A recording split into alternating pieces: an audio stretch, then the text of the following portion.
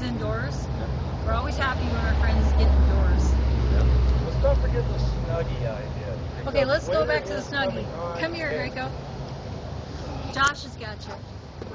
Are we using the Yeah, let me give it to you. Josh is recording Vigil TV right now. Like we discussed earlier, the police department and the rangers were tracking down on sleeping bags and blankets being in the park, or just having them so you could sleep. But one thing we came up with were Snuggies, or like a poncho. They'll keep you warm, and they can't get you for camping because it's technically not a blanket. So if you lay down and cover up with it, you're not violating a law, therefore they can't arrest you or cite you. So those would be helpful. Thank you. So they've been telling people not to sit on Something you're blankets wearing, in the daytime, right? or In the daytime, no, they're actually going to start a no blanket and no bedding in the parks. No bedding material. So a Snuggie or a poncho is technically not When did they bedding. say that anyway? Last week. Have they enforced it yet? I don't know because I haven't been over in any of the parks really. During the day? I was down at Waterfront today. Do they have blankets in Waterfront? Yeah. Well, then they better take them out of Waterfront too. If Yeah, they plan on better doing take- it. if they're going to do it one place, I they're talked going to- do it everywhere. Well, just for FYI, FYI, There. for your information, I talked to Art Hendricks, he's the guy that is sort of in charge of the park rangers.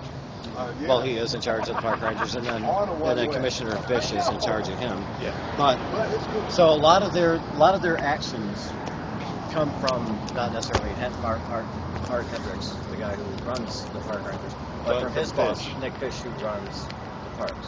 So He gets along a little bit with Art because Art helped at the camp somewhat Right. with things, but he does Yeah. not get along with Nick Fish because he wanted to throw him out of office. yeah, that's a whole nother story in itself for sure. But now, what I'm trying to say is that Art said, I mentioned to Art that Fish? if you're going to take blankets away from people in this park, then I'm going to go straight to other parks and film them with blankets. Well- And then we're going to sue you.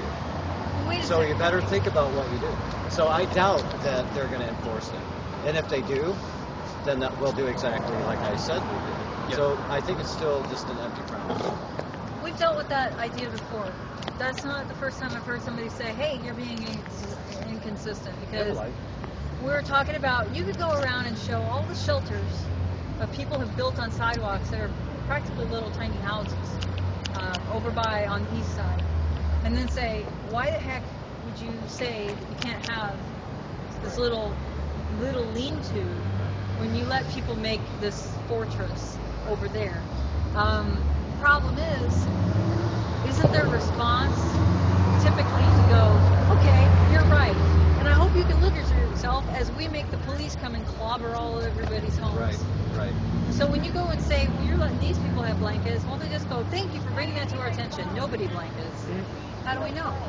It's such a, Mary, this is such a hard subject because what I've learned is it's not necessarily Nick Fish. It's not necessarily any of those guys in there. It's not necessarily what I used to call the industry, the homeless industry, the TPIs and Central City Concerns and the joints that get all the grant money. It's not even their fault.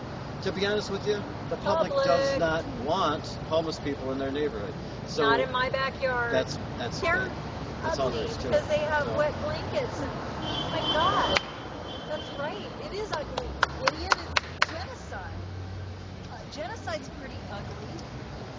So we need to find a way. God. I'm A lot of mad. ideas have come up, a lot of good ideas. One of them is, so it's Here, legal. show my sign. So it's legal, and the politicians can't do anything about it. And there's this guy that runs a youth hostel, and he has this place where yurts are legal. They are code, and actually, it's one of the only things you can use and not be considered a structure. So if we were able to get donated yurt? land, a yurt, and if we were able to get land that donated or leased, we could actually put 1,000 fucking yurts, and legally they couldn't do anything, and I doubt that they would even try, because it's sort of a free answer to homelessness. So if we could get the land donated, and it's on a bus line, we could get people donating bus tokens, and we could get some kind of special. Or pallet homes.